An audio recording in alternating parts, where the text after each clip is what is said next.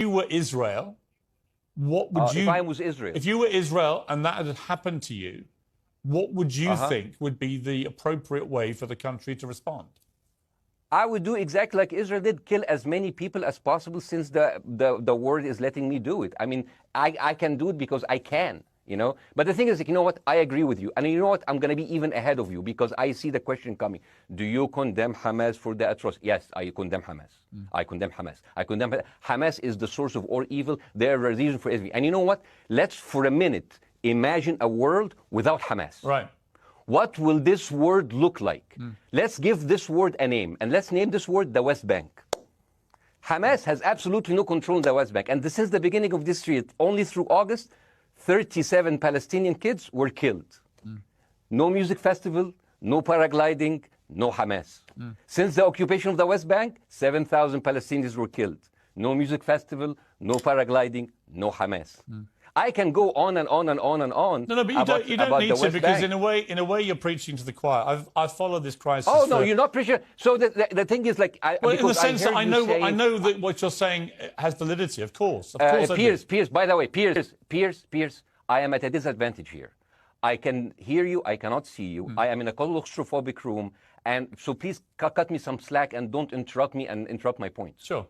So, because this has to be fair. I understand. Because if you want to only hear your opinion, I can just condemn Hamas and go home. I can do that. So, do you want to do that, or do you have a much more nuanced conversation? No, I absolutely want to have a nuanced conversation. I wasn't aware I was interrupting you. I thought I was letting you speak. Amazing. So let's. I mean, I would say I really applaud Israel for doing one thing that no military force in the world does. Because I heard Ben Shapiro and I heard Ron DeSantis, and they said Israel is the only military force in the world that warns civilians before bombing them. I mean, how fucking cute. That is so nice of them.